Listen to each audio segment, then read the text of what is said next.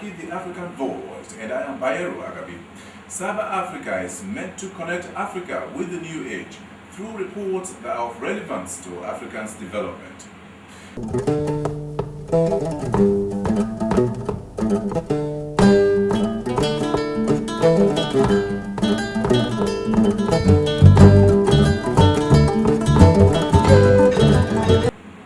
First, we begin with the role of technology transfer in the implementation or success of the local content law in the oil and gas industry.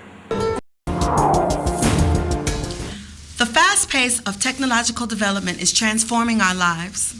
In this new world of digital revolution, no nation, organization, or individual can develop without technology. We have the talent, we have the intellect, and we have the ability. The challenge is great, the goal is clear, and the time is now. In the march towards the future, we cannot allow ourselves to fall behind. Our economy depends on it. Our professional capability must be up to date. Africa is to compete in the global economy. We must move our use of ICTs from the very basics to the high level. To bridge this divide, AIT brings you Infotech Network, Africa's premier and award-winning ICT program on television.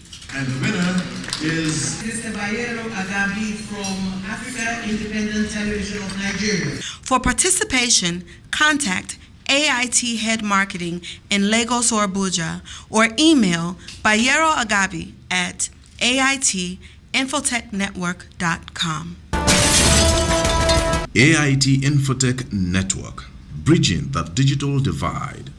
Speaking at the pre-forum workshop for the forthcoming Gulf of Guinea International Energy Investment Forum, the special advisor to the President on Petroleum, Dr. Emmanuel Egboga, said although the local content law is a plus to the development of the sector, the role of technology cannot be overemphasized even as the nation debate the petroleum industry bill, which according to him will be the game changer.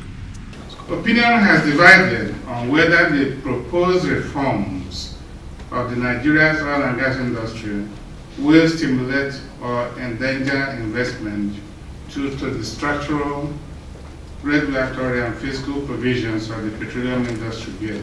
The government's objective in carrying out the reform is to reposition the industry for better performance and to also bring the industry in line with modern-day oil and gas industry standards of efficiency, effectiveness, and transparency.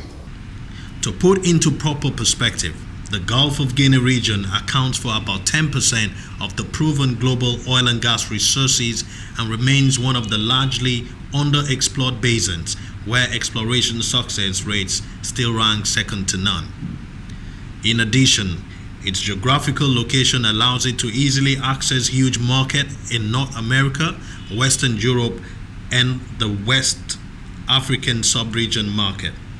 Last time I was in Port Harcourt, when he correctly made the analogy of the importance of the petroleum industry bill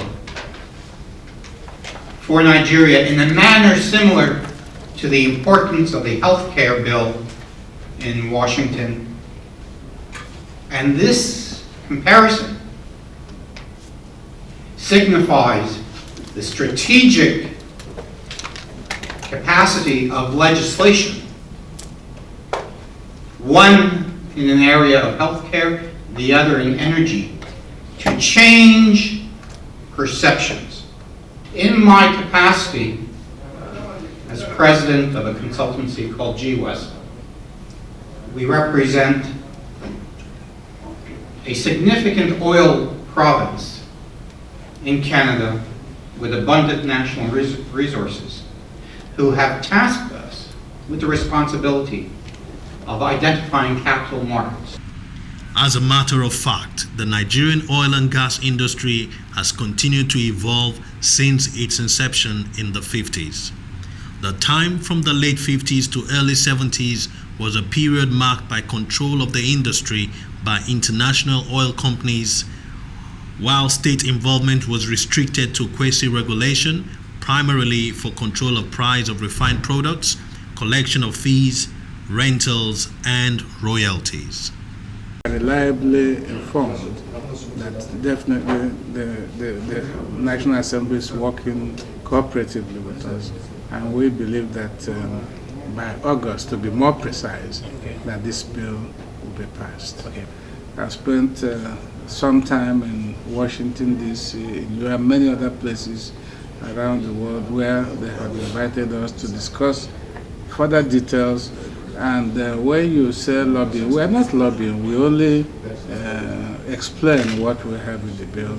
And it is of great interest to agencies like the World Bank, International Monetary Fund, who have also had the opportunity to very critically review the work, and you had the judgment that it is, in their own opinion and conclusion, a world-class document that we believe that when passed, many other countries will follow the route of Nigeria. And the organizer of the Gulf of Guinea Forum, Ikechi Ibeji, spoke about the forthcoming Switzerland International Gulf of Guinea Forum in September. We are looking for people who benefit from new investment, particularly state governments. State governments will come from people in Geneva who will have a gathering from all over Europe, Asia, of investment bankers who will take major investment decisions.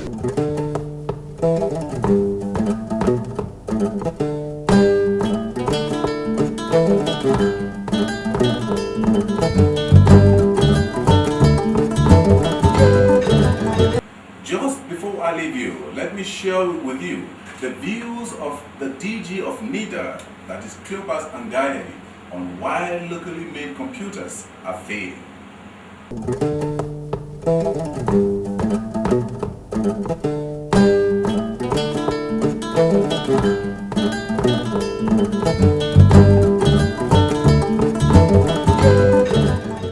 Indigenous computers have not coped up with the demand and maintenance requirement. Many times the serious problems we have is after maintenance. When it breaks down, the time lag for them to go back, the downtime is actually too large. And you know, most Nigerians are impatient. Daily the world evolves, from business to domestic, from research to technology. Growth has remained unstoppable. AIT Infotech Network has also grown. Now you can post your comment, views and pictures and stories. Answer our ironic quiz and win prizes, plus keep up with happenings in ICT globally. Just log on to www.aitinfotechnetwork.com. Click my view to post your comments, stories and pictures. Or click quiz to answer ironic quiz. For details, send your emails to bayeragabi@aitinfotechnetwork.com. AIT Infotech Network, bridging the digital divide. Well, that is the program for the week. If you have any comment or suggestions for us, please send them to bayeragabi@yahoo.com, or better still, just log on to www.aitinfotechnetwork.com. Until then, I remain yours sincerely, Bayero Agabi. Bye-bye. It is agreed that Africa's development must be ICT focused. That is why on Cyber Africa we focus on ICT for D, that is ICT for development. On Cyber Africa, you will meet the actors, know the issues, the initiatives, the impact and role of ICT in Africa's development. Cyber Africa report on Kakaki the African Voice. Cyber Africa, connecting